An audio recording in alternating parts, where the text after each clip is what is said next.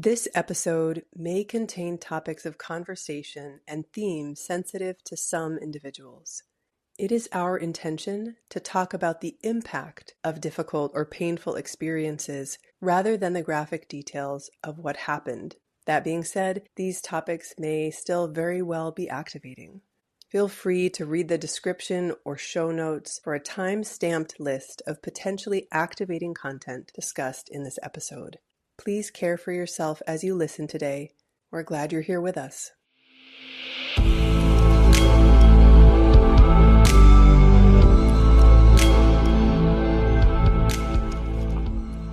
Welcome to On Trauma and Power. I'm your host, Jenn Turner, co-founder and director of the Center for Trauma and Embodiment. I'm so glad you're here with us. Each episode, I sit down with powerful leaders, educators, and survivors from around the world.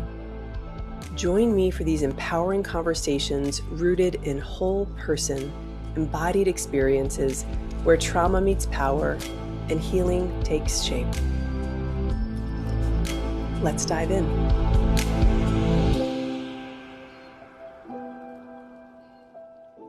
Hey, Karestan, thank you so much for being here. Oh, thanks for inviting me. I'm looking forward to talking with you. Yeah, me too. So I'll just share a little bit about kind of who you are for our audience and then lead us through a bit of a centering. Sounds great. Awesome. Okay, so my guest today, Dr. Karestan Koenen, is a Harvard scientist, trauma researcher, and survivor dedicated to transforming how we understand healing and resistance.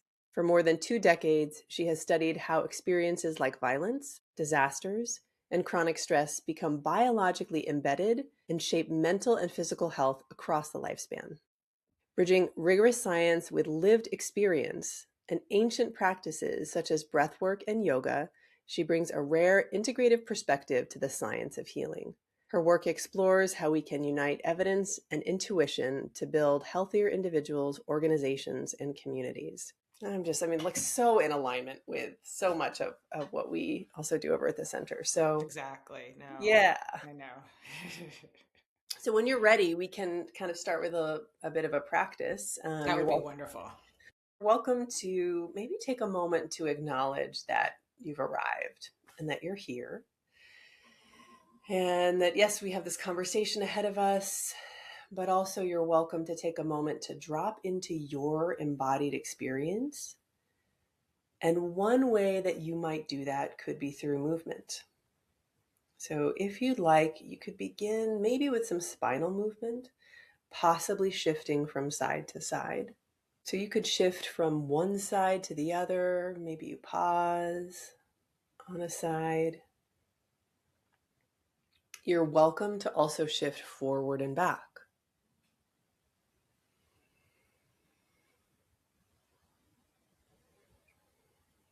And at some point, it's possible that movement could become circular if you'd like. You could circle in either direction. There may be another way that you'd like to move as you're noticing your body or dropping into your embodied experience. You're always welcome to make choices based on what you're noticing in this moment.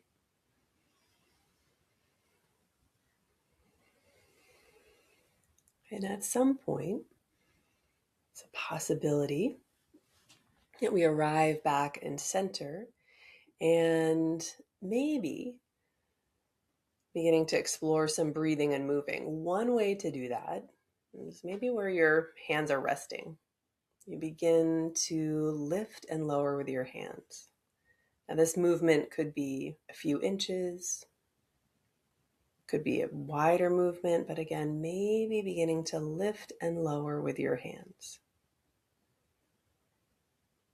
Now, it's possible that you might be interested in linking your breath to this movement, maybe inhaling in one direction and exhaling in another. Or you might be finding in this moment that you would prefer to breathe and move separately. Another way that you're welcome to explore breath and movement could be to bring your palms toward one another and maybe extending your arms out toward the sides and back toward one another.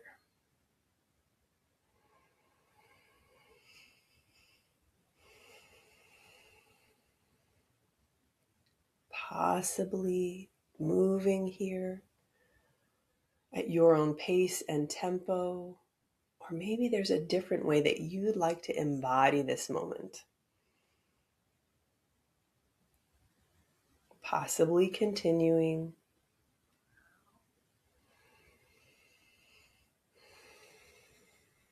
for 3,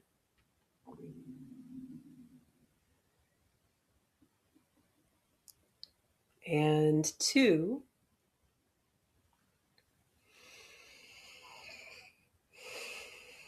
and 1. And then whenever you're ready, you're welcome to find your way back to center. And we can kind of shift gears a little bit here. Maybe start our conversation. That was lovely. Thank you. You're so welcome. You're so welcome. It's funny how even just a few minutes of intentionally paying attention to your body or dropping into your body just can shift things. So I'd love to start a little bit today around, I know that you are sort of open and forward facing about your own history, but I'm curious about maybe how that led you to working in this field and just in general, how you found your way to this intersection, right, of research on trauma, biology, health, and the like integrative quality to the work that you do. Sure. Yeah, I'm happy to talk about that. It's been quite a journey. So when I was young, I always wanted to go to Africa and do development work, which is sort of surprising to people. I had never been there. No one in my family had ever been there. I don't know where this kind of dream came from. So I'm a planner, went to college, I studied economic development, and then I went and worked at the Federal Reserve Bank in the economic development area. And then I went in the Peace Corps in Niger in West Africa. And while I was in the Peace Corps, I was traveling in the northern part of the country I was in, and I was raped. And it was a devastating experience, very scary. It happened to me, but my sister had been traveling with me. And so I had her with me afterwards, but we went back to the capital after it happened. And, there was, two parts of the trauma. So there was the part of the assault itself, but what was probably even worse was the institutional trauma I experienced afterwards, which I didn't have a name for till years later. So it started from the medical evacuation I received. I was medically evacuated by myself. So this is within a couple days after being sexually assaulted. I was put on a plane by myself to Washington, D.C. to receive medical care. And, was totally disoriented and in full sort of fight flight from the assault. Then I got back to DC. I was forced to navigate the sort of institutional system myself, and had experiences where it's basically sort of everything you're told not to do. I experienced that. Wow. Yeah. So I experienced went for a medical exam, was not, sort of given any autonomy or nothing was asked for my permission. I was, a lot of things about my sexual history were asked, which weren't really relevant to why I was there. I went to speak to the Inspector General, who was in charge of sort of investigating incidents in the Peace Corps, and said to me something along the lines of, I'm tired of all you girls going overseas and drinking and dancing, and then, coming home and saying you were assaulted. So there was a lot of just trauma after trauma with institutional trauma. In the end, I I terminated my Peace Corps service and went home to my parents' house in New Jersey. And I really had full blown, well, now I know it's full blown PTSD, but I didn't know what that was at the time. I had nightmares. I was very depressed. I thought I had no future. I, really thought I couldn't, at that point, I really was at times suicidal, and all the things, hypervigilant, on guard, really hopeless. And I was not from a family that did a lot of therapy. So I did the only thing I knew. It just wasn't something, they weren't against it and they wanted to support me, but my parents had no idea what to do. So I did what I always knew how to do, which was I decided, well, someone must have studied this. So I went to our local independent bookstore. I mean, it doesn't exist anymore there, but my small town in New Jersey, and I ordered some books. I found some books. I don't even know how I did at the time, but I read Rape Trauma Syndrome. I read these different books that were written on trauma, and sort of learned about what my experience, what I was experiencing. Mm-hmm. And then at the same time, a family friend suggested that I go into therapy. So I was also referred to therapy. She helped me find therapy. But really, it was from that really low point where I was trying to figure out how to get through this myself with, luckily I had parents who could support me, gave me a place to live and could support me economically, but really didn't know what to do, that I became motivated to help other women who'd experienced what I'd experienced. So that really was, so after that, I changed my career focus, and I decided I was going to be a therapist. As you know, I'm a licensed psychologist now, but I mainly do research. But I decided I was going to be a therapist, which led me to go to grad school. And then in graduate school, I fell in love with research. And since then, my career really has been, on the one hand, in my professional career, researching different aspects of trauma, which we can talk about, including how trauma embeds in the body and causes disease. And there's also been my own personal piece of recovery and development, which led me in other directions, in terms of the mind-body practices you talked about. And it's really only at this stage in my career that I'm bringing them together. Mm. I mean, first of all, just human to human, I'm sorry that happened to you. And I'm so grateful for you sharing it with us, because I think a lot of times people who have been through trauma like that, who have had institutional experiences, can feel shame or stigma around speaking about it as they show up as a professional in the world. So yes. I really appreciate you sharing that. Thank you. Yeah. Yeah. And I didn't for many years. It was really later in my career where I had the opportunity to testify in Congress about my experience in the Peace Corps. And I was quite established by the time I spoke about it. So that's something I'd like to acknowledge, because I sometimes get younger people approaching me. And it was really, by the time I spoke publicly about it, I was married, I had a child, I was associate professor at Harvard. So it wasn't something, it took me time to come out about it. Fair. I had a very similar experience as well, where it was sort of like, part of that I think is because lived experience has not been prioritized in this field and in so many fields until very recently. It's actually been sort of like a liability. Yes, agreed. Yeah, it's a bias, won't let you be objective, you won't be able to keep yourself out of it. Sort of that's it. Yeah. So, I mean, I understand the reluctance, and let alone just like what it's like to disclose something, even if you've done years of therapy. Right. There's a layer of vulnerability always, because because of what you describe, that the response of the people around you is oftentimes the most painful part of the trauma, or it layers on a whole different trauma in addition to what's happened. Exactly. Yeah. That is very true. Okay. So, well, I'd love to hear more, because I get so excited whenever I talk with anyone who is drawn to research, who does research. It's so different from how my brain works. And I'm excited to hear more about, like, what about research kind of captivated you, and then the research you found yourself being drawn to do. Sure.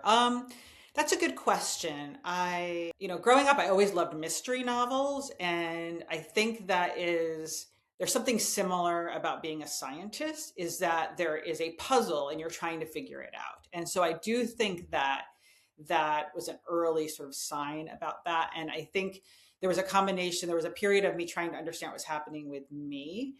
And then when I was getting my master's at Columbia, I read an article by Roger Pittman, he's now retired, but a psychiatrist who's in the PTSD field. And it was on physiology and PTSD. And it was veterans with combat exposure, veterans who'd been in combat in Vietnam, and how they responded physiologically to stories about their experience, the simple way of putting it. And I was just blown away by this article because it matched sort of my lived experience of having my story come up and being triggered, or seeing something in the environment that reminded me of what happened and how I'd feel physiologically. And then I was like, wow, this isn't just me. Someone's actually studying this with actually data and publishing on that. I was so blown. I got to meet him and work with him years later. And I just said, your article, it just blew my mind. And so that was the first clue. And then my graduate school experience was a journey in itself. But what, in the early days, and I think even now, even though I'm licensed, but I don't do much direct sort of clinical work these days, but I was always inspired by people's experiences and the people I worked with. So one of my earliest practicums was at the Boston VA Hospital in Jamaica Plains here in Boston, in the Women's Health Sciences Division. So a program that was set up for women veterans. And when I was there, which was quite a while ago now, 20 years ago, the women had mostly experienced military sexual trauma. And so that's why they were being treated in the clinic. Now there's also more combat trauma, but at the time it was military sexual trauma. And I saw all these women, I was treating their PTSD, but they had all these physical health problems, diabetes, hypertension, autoimmune disorders. And it always seemed to me, you could see, and they would observe that their mental health affected their physical health. It seems all very obvious now because we talk about it all the time, but 20 years ago, we didn't talk about it. And as their PTSD got aggravated, their pain would get aggravated. And as their pain got aggravated, their PTSD would get aggravated. And I just kept wondering, so like, how are these things related? Did the PTSD cause these physical health problems? Going forward, years later, that is one of my main areas of research. Not my only area, but one of my areas is on this question of how does trauma and the mental health consequences of trauma relate to these physical health consequences, which we may see decades later, like now we're seeing with sort of dementia. And it was really inspired by the experience of the women I worked with at the VA. So that is, I think, so much of the work that I've done has been, even things that seem very far away from personal experience, has been inspired, combination of, it's embarrassing to say, but me search, a little bit of me search, and just, my experience talking to people, working with people, hearing what's important to them, and then sort of pulling back and figuring out how can we study this in a way that is hopefully leads to being better able to support people. That's the ultimate goal. Sometimes it takes a very long time to go from the research to that, but that's really some of what's motivated me and directed my path. No, I think that in so many ways too is what can kind of drive us and inspire us to continue to be passionate about this work, is when it does impact us and when we resonate with it. It is interesting too, I think, that 20 years ago, a lot of things were different in terms of the way that we understood the impacts of trauma in interpersonal violence or in the home. And I think it can be important to remember that, because it's still in the water, that like we're thinking about trauma in a more either cognitive way and a pathologized way that, because it wasn't so long ago, actually. It wasn't. I always say I can remember, and maybe this dates me. When I was in graduate school, I went to graduate school intending to study trauma. if I got on a plane and someone asked, "Oh, what are you studying for graduate school?" and I said I was studying trauma, they would say immediately, "Oh, like Vietnam veterans." That was the period where there was all these Vietnam movies, Platoon, about combat trauma and the experience of veterans.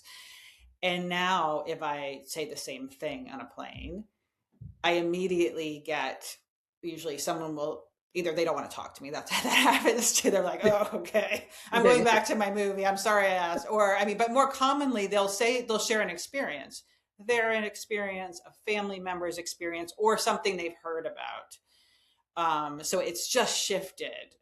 So that has shifted. And yet at the same time, as you say, there's still so much, I think, so many myths, so much stigma. Just because we are more aware of it doesn't mean we always respond better, actually. That's right. So. That's right. I'm curious if if you could talk a little bit more about some of the research, either that you like to shine a light on that you've done, or different,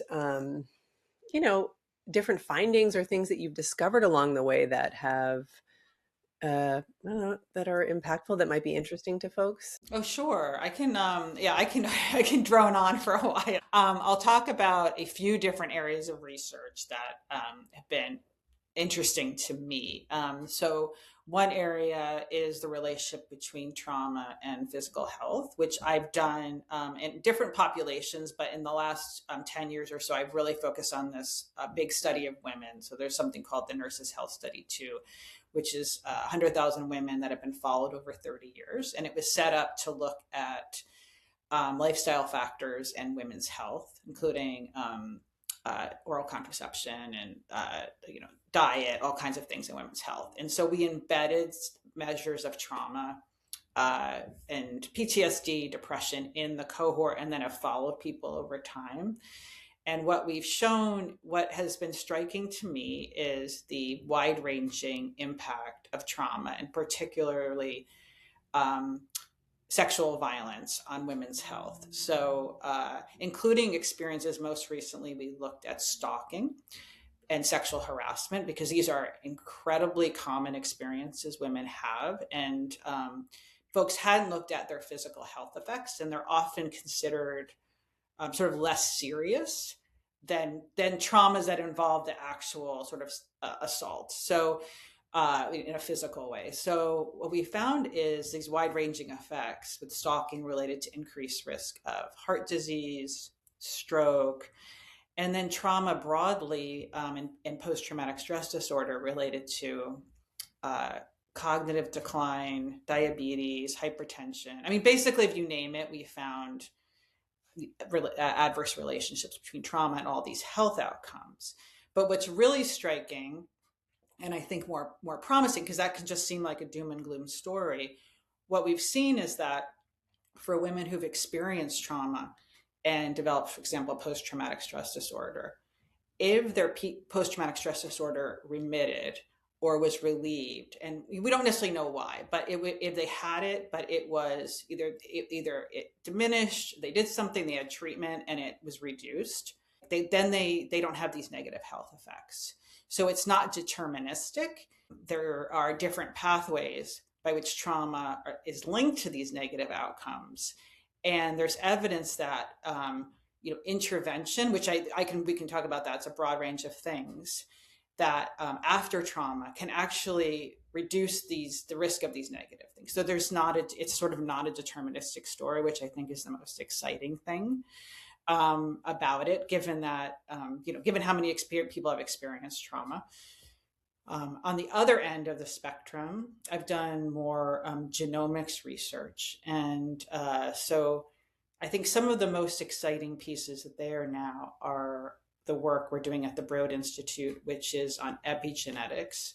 So people may be familiar with DNA or your DNA sequence, which is set at conception. And if you think of your DNA sequence as the alphabet, you can think of epigenetics as the font. So if you get one of those emails or texts in all caps, it's like someone's yelling at you. So epigenetics are chemical modifications through the alphabet to your DNA sequence that change how genes are expressed. the simple way of explaining it. I'll just say another explanation, if any of you're familiar with music. So the DNA sequence is the notes, and the epigenetics is the annotation on the notes, whether you play louder or softer. So we're looking at how people have been really interested, how the environment changes how our genes are expressed, and how trauma changes how our genes are expressed. And new technologies are now allowing us to look at that at the cellular level. So are there changes in the way your T cells, in your actual, in specific cells in your blood, in your body? And then also what can buffer those effects, or what can change them back, and how they change over development. Because we've known these negative effects of trauma, or if you say adverse child experiences, on all of these long-term health outcomes, but it's been unclear exactly why. One of the things when we look at trauma and sexual violence in women is, when I started the work, I thought, well, if you've experienced, I know from my own experience, if you've experienced violence, then it changes your behavior. Maybe you drink more, smoke more, exercise less. There's very basic things, and that's why you might have increased risk of like heart disease. And those things actually explain very little of the relationship. So it's been a puzzle to try to figure out what else is going on. And then why do we care? We care basically to figure out how to better support people who've experienced trauma, especially because these health effects show up years later. And if we could know, for example, from your epigenetics, what the future risk was from a traumatic experience, perhaps we could do a better job of prevention rather than waiting for these diseases to emerge. So that's sort of the long-term goal. I always want to bring it back to some kind of intervention, or how we can better help people or better serve people. But sometimes it does take us a long time to get from A to B. So those are some of the things that are exciting. And I guess the other thing I want to say that's really exciting is that trauma started when I started I'll tell the story. So when I was a postdoctoral fellow at Columbia, a very prominent psychiatric epidemiologist said to me, "Oh, honey, why are you studying something so niche like trauma and PTSD? You're very promising. You should study something real like depression or schizophrenia." This was in 2000. Oh, Lord. And then the 9/11 terrorist attacks happened, and I think a lot of things changed with that. But it was a niche field about 20 years ago. It was a niche scientific field. And I think the other thing that's exciting is it's become a mainstream scientific field. It's gone from having only specialty conferences, and I love the specialty conferences, I go to them. But if you go to any sort of major conference now, there will be people who will be doing work that we would see as trauma related, even if that's not how they label it. And I think that is very exciting too. And I guess I'm curious if the niche is around the kind of the collective waking up to the prevalence of trauma, or yes. Yeah. I think that's part of it. I think there's been, I don't want to overestimate how far we've come, but I do think there definitely has been an awareness with trauma. And I would say also the sort of ACEs, which overlaps, ACEs and trauma, there's overlap and there's some distinctions, but I think both sort of fields have raised awareness, and there is more consciousness of it. It's not, like I said, if you just ask the average person, I think they would have heard the word trauma. They'd have some understanding of it beyond maybe a military experience. So yeah, I think what's so fascinating about the work that you're doing too is digging into the cellular level, because I as you're talking, I'm thinking about how much as a therapist I use data to help normalize and destigmatize and take blame away from survivors of trauma, because I think a lot of times even that language of like health risk behaviors, yes, sort of like, well, why didn't you try harder to not drink? And it's like, okay, why don't we actually look in like, can we drill down deeper and see what the changes are at a cellular level? To me, that's so exciting and so helpful on an intervention level, even the education and understanding of that. Exactly. Exactly. That's the hope down the line. That is the hope, that we'd actually be able to profile people. And there's probably some, these things are complicated. So, uh, experiences of trauma or violence probably interact with, family history of risk of cancer or heart disease and other things. And if we could look at that in epigenetics in people's cells, we'd be able to do a much better job of, hopefully down the line, of identifying risk and also intervening earlier. Because things like trauma, as much as we know that trauma and violence are related to these health outcomes, they are not considered in any of the clinical algorithms. So if you go, you're younger than me, but at my age, whenever I go to primary care, they give you, heart disease risk score, and based on, body mass index, but based on risk factors and some blood tests. And those don't include ACEs or violence. And it's it's an empirical question whether they should include them. You'd have to model it and test, and does it improve prediction? But, maybe some of the work that's being done could help us figure out whether and in what cases we'd want to include those kinds of experiences. They would improve understanding long-term health outcomes at an individual level. Yep. Yep. That's so powerful. Yes. One of the things that really stood out to me when I first got to meet you and hear you speak was your perspective on, someone who is doing this hard science. You've got data, you've got this biological components that you're noodling around with here, that still your deference and like a reverence even for the individual experience. And so, because I think at times what I can be frustrated about or bump into in the field of research and clinical care is when research or protocols or treatment interventions don't actually take into account the individual experience and how that's so unique. And I can have all the formulation of how trauma shows up and the impact and what might be helpful, but that actually doesn't necessarily resonate for an individual. So Exactly. yeah, I'd love to hear your perspective on that from your vantage point. Yes. It's something, we've resonated on, I'm very passionate about. And I think about all the time.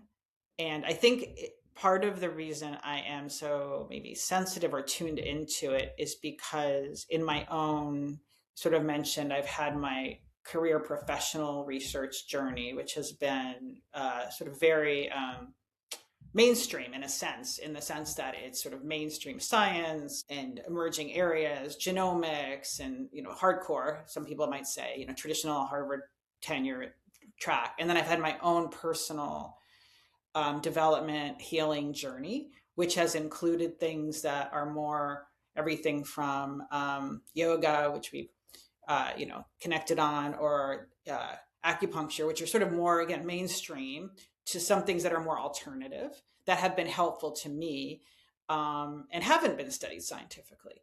So I have both that, I guess it's my own lived experience, and I am in these mainstream science environments and can respect the rigor of the type of data and the large scale data we collect. So I think it's sort of me. It's always me with these sort of two parts of myself that are coming together and how I do work. And then I think the other piece of that is, even when we do treatment studies, we're looking at averages.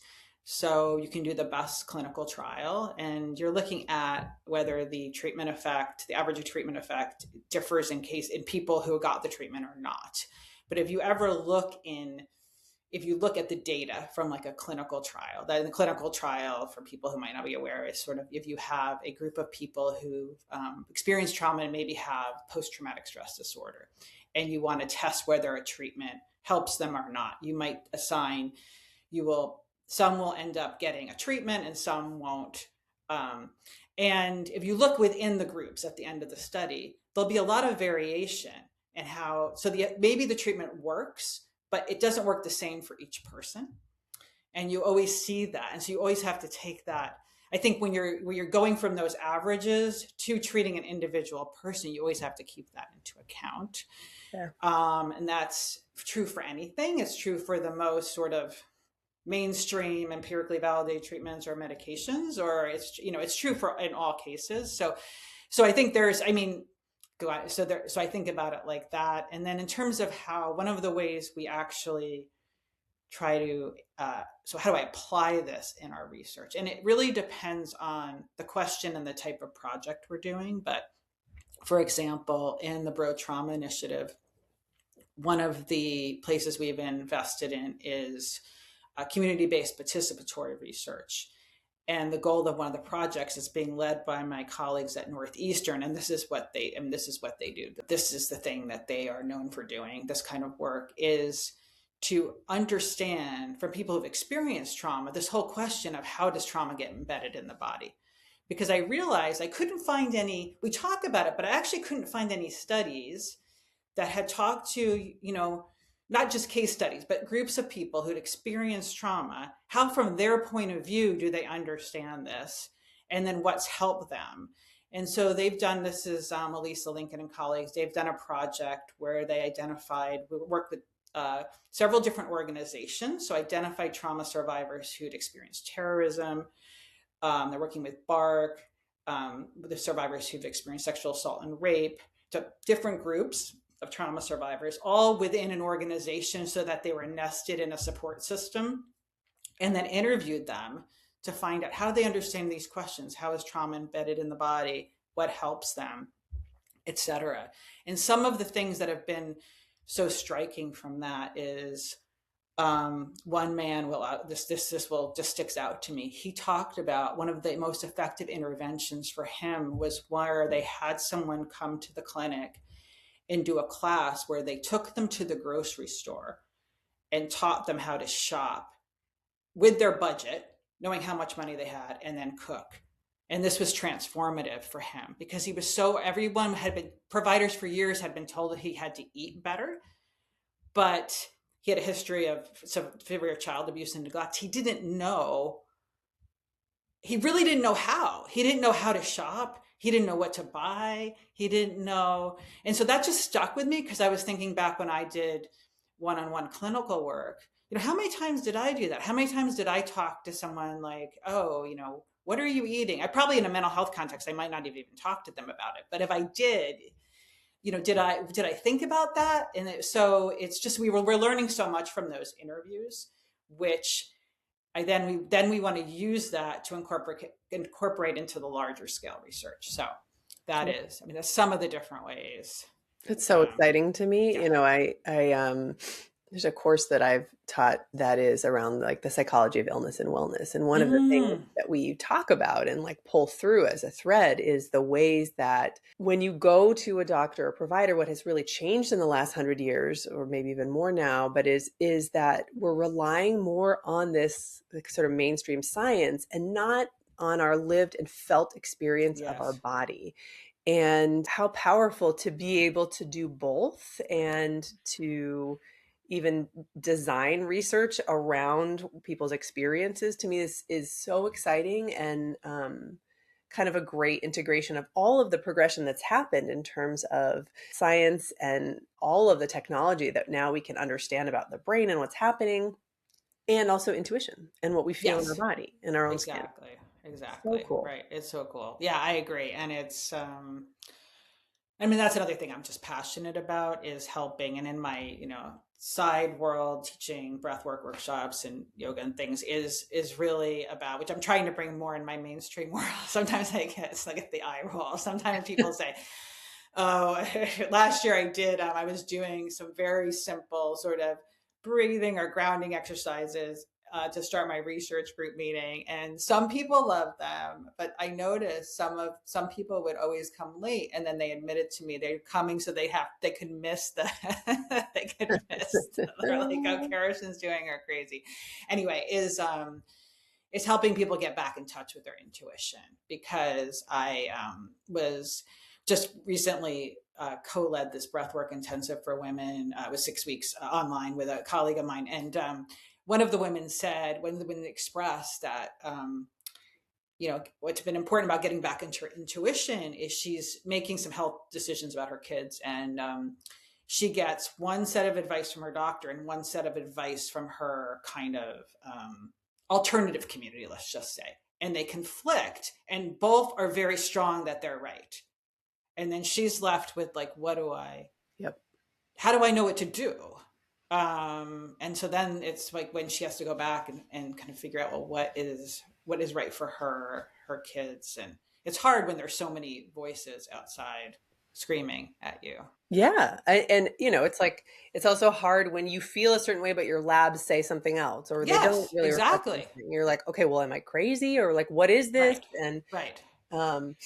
I think that's so moving that is a part of your research, and such an important part. And I guess I kind of wonder too around what that's been like for you to bring that in, because if you're in these kind of more hardcore tracks and mainstream track of these hard sciences, has there been pushback, or what's that been like? And I would say the biggest barrier has been my own fear and my own getting past my own fear. I have been afraid of what people would say or how people would respond. But generally when I've stepped out there, the response professionally has been positive. So I have been, and I guess I want to acknowledge that I like speaking out about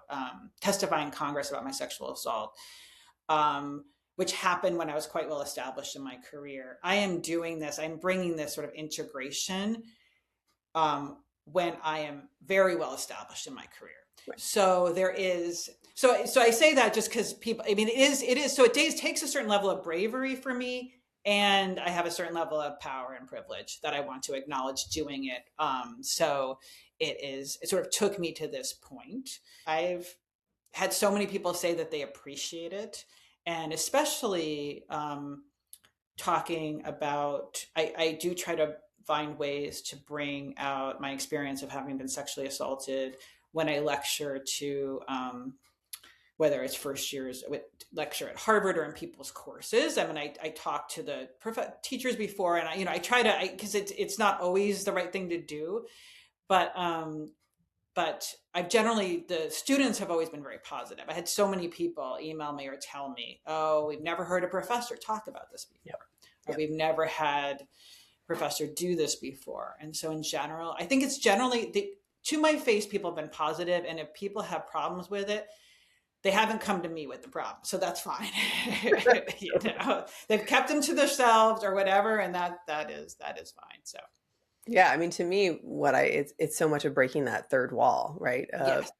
I think about that as a therapist too, and showing up in a way that, what is it like to break that third wall and also not do it in a way that burdens someone? And exactly. I think, that's the other piece, that burdens or is too much for other people, or and I can't always say, obviously I don't always do it perfectly, but you hope that the overall impact is good, right? And I do think there's generational shifts. I think that, when people talk about it, I think that younger folks are a little more open about many things. So I think there is some kind of movement towards a bit more openness in even the environments I'm in. This is my colleague at the Broads Idea, and he's basic scientist, but he has started something called the Biology of Adversity Project related to the work I do. We work together, but even more basic science. And he realized that doing this work, studying adversity, and some of it's in mouse models, was bringing up things for his people in his lab that he hadn't dealt with this. So we're used to this. So I'm sort of used to this. Used to it, but I kind of, it doesn't surprise me. It might not surprise you, but in basic science, people, it's not something people are very aware of. So he decided to have someone come and be a therapist in residence for a week. So that was a radical, this was his idea. He asked me about it, but I was supportive. And she came and she gave a talk on how about trauma, how people respond, but also how certain kinds of material might, depending on your experience, relate to that and be triggering, and what you can do. And then she had people who could just come talk to her, who she was clear she wasn't providing therapy, but if they wanted to talk to someone about, well, what is therapy, and like, why would you talk to someone? So she talked about different kinds of therapy. It was at the Broad. He did this, and it was amazing.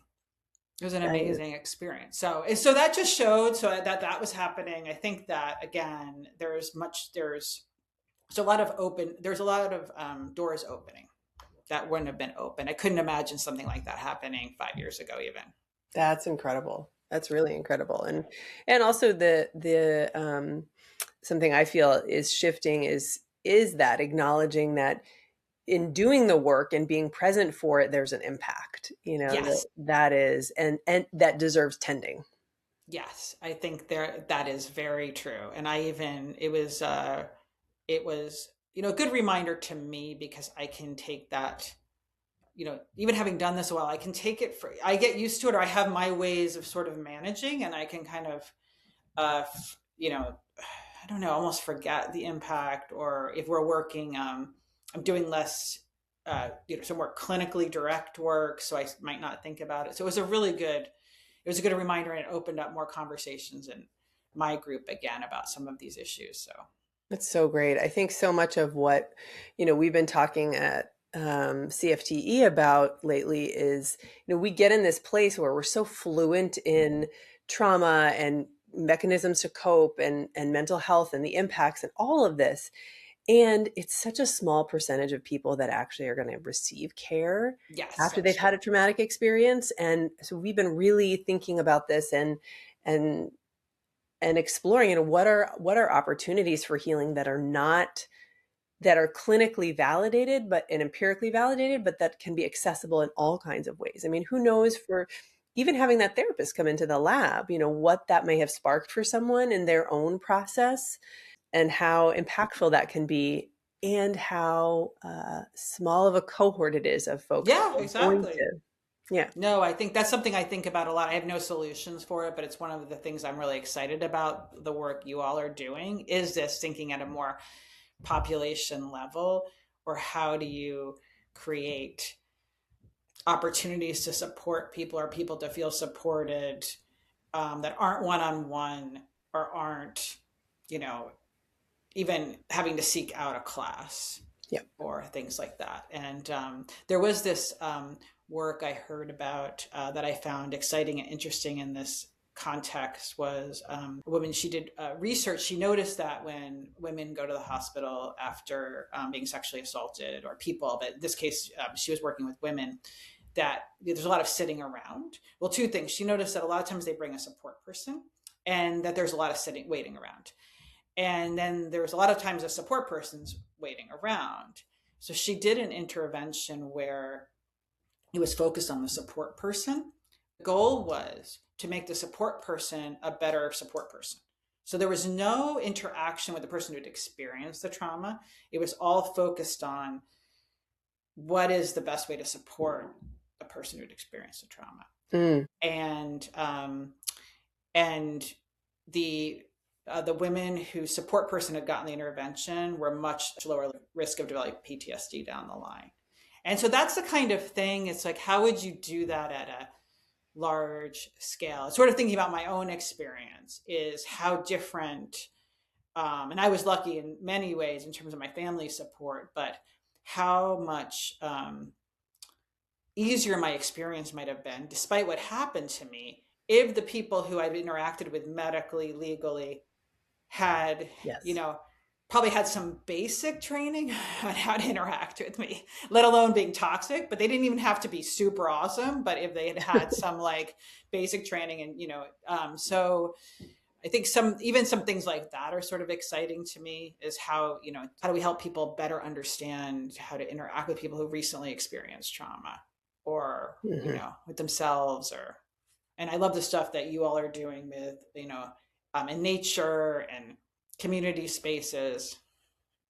Yeah, right. And I think that's so exciting when you think about, yeah, how is trauma met and witnessed and Exactly. responded to.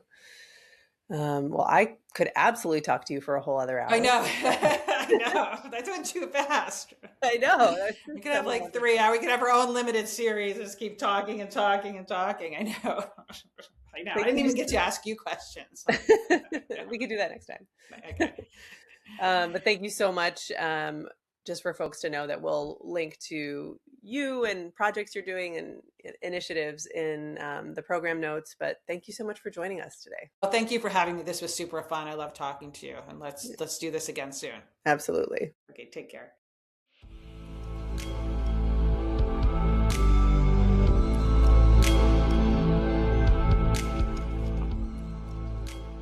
Thank you for joining us for this week's episode of On Trauma and Power. If this conversation resonated with you, or you want to hear more, we'd love for you to subscribe, share, or leave a review. Your support helps these stories reach more people. For more information about today's guest, visit healwithcfte.org/podcast. Follow us on Instagram @On Trauma and Power to stay connected and continue the conversation. To learn more about all that we have to offer here at the Center for Trauma and Embodiment, including training and education for mental health, movement practitioners, and community leaders interested in innovative body-based interventions, head to healwithcfte.org. Thank you for being a part of this exploration with me. Until next time, take care.